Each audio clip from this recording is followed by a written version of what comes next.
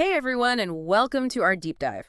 We're going to be talking all about March 11th, 2025. Specifically, we're looking at the Vedic Panchang and how we can kind of use it with our own personal zodiac predictions. It's going to be a lot of fun. Oh, absolutely. And I think what's really cool about the Panchang is that it's not just about, you know, predicting the future or anything like that. It's more like, okay, here's how we can use this energy, Yeah, you know, to make the most of this day. It's like a cheat sheet for the universe. I like that, a cheat sheet for the universe. Okay, so for March 11th, 2025, we're looking at Shukla Paksha Dutiya. That's the second day of the waxing moon cycle. Yeah.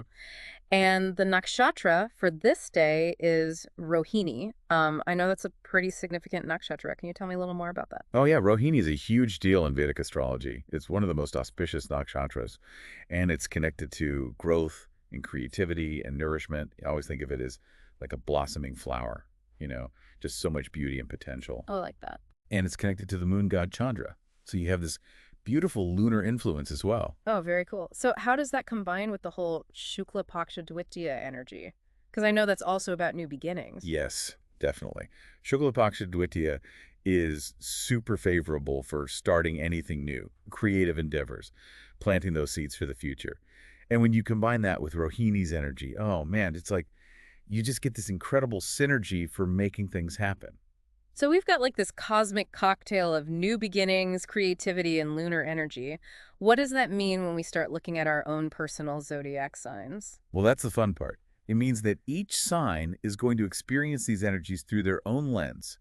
And that's where we can get some really interesting and insightful predictions. Okay, well, let's dive into those predictions then. Let's start off with love and relationships. I'm seeing here that single Leos might meet someone special. Now, Leos are already magnetic, I feel like. But how does this particular alignment suggest something more than just a casual encounter? Yeah. Well, you see, Rohini is all about steady growth and genuine connection. It's not about like fireworks or fleeting sparks. It's about building something real, something with substance. So for single Leos, this could be the start of a relationship that unfolds slowly, based on respect and understanding. Interesting. So it's not just their natural charisma at play. It's really like a deeper cosmic push towards something meaningful. But I bet some Leos are out there hoping for that whirlwind romance. Well, never underestimate Rohini's power. I mean, don't forget it's ruled by the moon. And the moon is all about our emotions and desires. So even if it starts slow, there's a huge potential for passion and a deep emotional connection. Okay, Leos, keep those hearts open, right? Yes. I'm seeing Taurus is in for a romantic surprise. Now, Taurus loves the finer things in life, right? So I'm picturing extravagant gifts, maybe a luxurious getaway. Is that what we're talking about here? Well, Taurus is ruled by Venus, the planet of love and beauty. And Rohini is connected to sensuality and pleasure. So this surprise is probably going to be something that really indulges their senses. It might not be about like grand gestures, but it's going to be something that makes them feel pampered and cherished. So yeah, maybe it's not so much about the material value, but more about the thoughtfulness and the experience itself. Yeah, so maybe like a handmade gift, a spa day, or even just a special evening at home. Something that really speaks to those senses. Exactly, creating that intimacy and connection. Okay. Now, Geminis are being advised to focus on communication and resolving past misunderstandings, which seems a little counterintuitive because Rohini is all about new beginnings, right? Why the focus on the past? Yeah, that's a good point. But Rohini is also ruled by the moon, remember? And that means emotions are going to be heightened. So for Geminis who, can have a little scattered energy, it might be a good time for those deep conversations, clearing the air so they can strengthen those existing bonds. Ah, so it's like clearing out the old to make way for the new. It's all part of that process, especially when those emotions are, amplified. Precisely. Okay, let's switch gears a little bit and talk about money and finances. What does this day have in store for us financially? Well, remember, Shukla Paksha Dvitiya favors new ventures, but Rohini encourages a more cautious and steady approach. So I'd say it's all about finding that balance, Don't be reckless, but think things through carefully. Make those strategic plans. Slow and steady wins the race. Exactly. Okay, I'm seeing here that Aries might have a potential investment opportunity. Now, with all this innovative energy in the air, what kind of opportunities would be most favorable for them? Well, Aries is known for being bold and pioneering. So they might be drawn to things that are cutting edge, maybe a little unconventional. But with Rohini's influence, it's really important that they balance that impulsiveness with careful research. So not shying away from risks, but just making sure they're calculated risks. Exactly. Sustainable growth, that's the key. Sustainable growth. I like that. Okay, now, Scorpio is being warned against risky investments. What kind of financial traps should they watch out for specifically on this day? I'd say anything that promises like a get-rich-quick scheme. You know those things that just sound too good to be true? Remember, Rohini is slow and steady, so it's more about building a solid financial foundation, not chasing those quick profits. So maybe focus on savings, paying down debt, those kinds of Yeah, things. exactly. Okay. And it looks like both Gemini and Virgo are being encouraged to seek professional advice and focus on financial planning. So is this about playing it safe, or is there something more to it? I think it's more about harnessing the energy of the day to really create that solid financial foundation.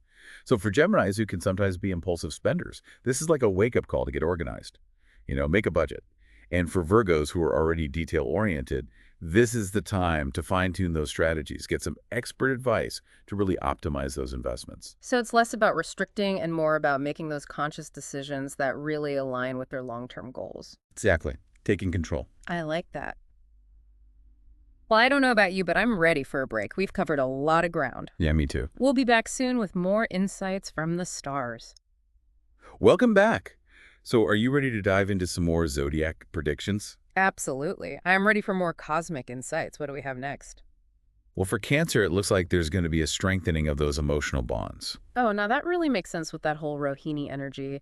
But Cancer is already, all about deep emotions. So is there anything unique about this alignment that intensifies that? Well, remember, Rohini is ruled by the moon, right?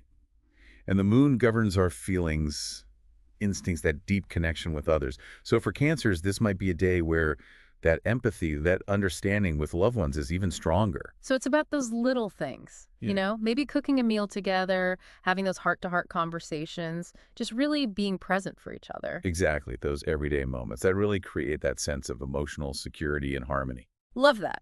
Now I'm seeing that Libra's natural charm is going to be amplified, attracting positive attention. But we've already talked about Rohini and relationships.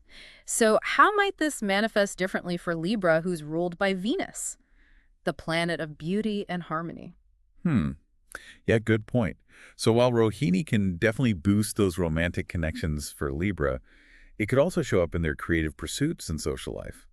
They might find it easier to attract collaborators or just spark these really inspiring conversations. I don't know, they might just have this magnetic aura. So it's not just romance, it's just that Venusian energy, Yeah. expressing itself in different ways. Yeah, exactly. Creating beauty and harmony everywhere in their relationships, their work, their self-expression. Okay, I love that. Now, Sagittarius is predicted to see a long-distance relationship flourish, which seems a little counterintuitive because Sagittarius is all about freedom and adventure. So how does Rohini, with that slow and steady growth thing, support a relationship that's miles apart? Right. That is interesting. But remember, Rohini is also about building those strong foundations. So for Sagittarius, it could be a time where they really prioritize that commitment, creating stability in that relationship, even with a physical distance. So maybe it's about bridging the gap, making time for those calls, planning visits, just finding ways to stay connected despite the miles. Yeah, finding that sense of togetherness. Now, Capricorn is being advised to spend quality time with their partner. But Capricorn is all about work and ambition. So how does this alignment encourage them to put their relationship first? Well, remember that moon connection with Rohini. It brings up those emotions that need for closeness. So even for Capricorn who's super focused on their goals, they might feel a pull towards that intimacy and connection. So it's not neglecting their responsibilities. It's just about realizing that nurturing that relationship is just as important. Finding that balance. Okay, let's shift back to finances for a minute. I see that Leo is predicted to receive a long pending payment. Well, that sounds like a nice financial boost. But is there anything in this alignment that makes it seem like it's more than just luck? Well, don't forget, Rohini is associated with abundance and prosperity, Yeah. and Leo is ruled by the sun.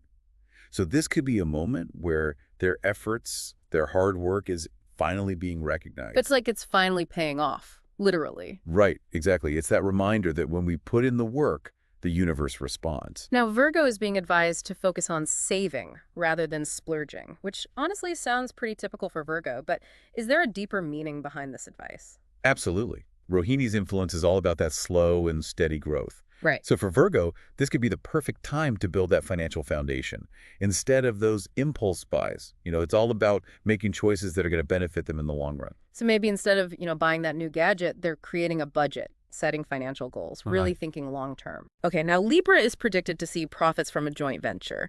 But how does this alignment favor collaboration? And what kind of ventures might be particularly successful? Well, Libra is all about balance and harmony, and Rohini encourages building those strong partnerships.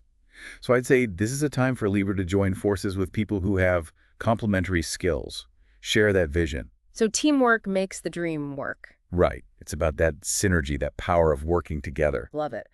Now, Capricorn is predicted to have a new source of income open up, which sounds pretty exciting. But is this luck, or are they attracting this opportunity? Well, Capricorn is known for their hard work and dedication. Mm-hmm. And Rohini is about that material abundance. So this could be a case of their efforts being rewarded, you know, leading to new opportunities. So it's not just being in the right place at the right time, it's about creating their own luck. Exactly. Putting in the work to make those opportunities happen. Now, Aquarius is being urged to be cautious with loans, which, sounds like good advice in general, but why is there such an emphasis on this day specifically? Remember, Rohini encourages a slow and steady approach. Right. So for Aquarius, it can be a little idealistic. Sometimes it's about being mindful of taking on too much debt, especially if it doesn't align with their long-term goals. So maybe assess those financial needs first. Look for alternatives, build up their savings before making any big commitments. Exactly. Being strategic. Okay, last but not least, Pisces is predicted to see their creativity lead to financial gain. Now that sounds like a beautiful blend of passion and prosperity, but how does this alignment support that? Well, Pisces is known for their artistic talents, right? And Rohini is associated with both creativity and abundance. So this could be a time for Pisces to really monetize those passions. Maybe selling their art, offering their creative services, or just bringing more of that creativity to their current job. So it's not just about being talented, it's about finding ways to share those gifts with the world and make some money while they're at it. Exactly. That's the beautiful thing. Passion and prosperity can go hand in hand. So what we're seeing is that it's not just about the Panchang, it's about the unique energy of each sign and how it interacts with those broader influences. It's like each sign has its own little cosmic roadmap, Right. And that's the beauty of Vedic astrology. It's personalized. like a cosmic cheat sheet. Exactly. Now, before we wrap up, I wanted to mention a few more predictions that really highlight the importance of self-awareness on this particular day. Oh, I love introspection. Tell me more. Well, for Scorpio, the advice is to trust their gut, Mm. especially in matters of the heart, which makes sense. Scorpios are intuitive, and Rohini is all about those deep emotions. Yeah, so it's about tuning into those feelings and making decisions based on what feels right. Right. Now, for Aquarius, honesty is key to deepening those connections, which again makes sense because Aquarius values authenticity, and Rohini is all about building those genuine, lasting bonds. Honesty, authenticity, the foundation of any strong relationship. Absolutely. And finally, for Pisces, their sensitivity is going to bring them closer to their loved ones, and that's a beautiful quality that's going to be amplified by Rohini's nurturing energy. Pisces, the empaths of the zodiac, always feeling things so deeply. I can see how that would lead to greater understanding and empathy in their relationships. Exactly. Using that sensitivity to strengthen those bonds. So as we're wrapping up this part of our deep dive, I'm really struck by how these predictions highlight the importance of not just understanding the cosmic energies, but really taking action, aligning our actions with those energies. It's like we have this roadmap, but we get to choose the path. That's a great way to put it. We have the power. Exactly. So before we move on to our final takeaways, let's take a moment to really let all of this sink in. So we've really gotten into the nitty-gritty of the Panchang and how it might affect all the different signs on March 11th, 2025. Now let's kind of zoom out and talk about those big picture takeaways. What do you think our listeners should really keep in mind as they're navigating this day? Well, I think the most important thing is just awareness.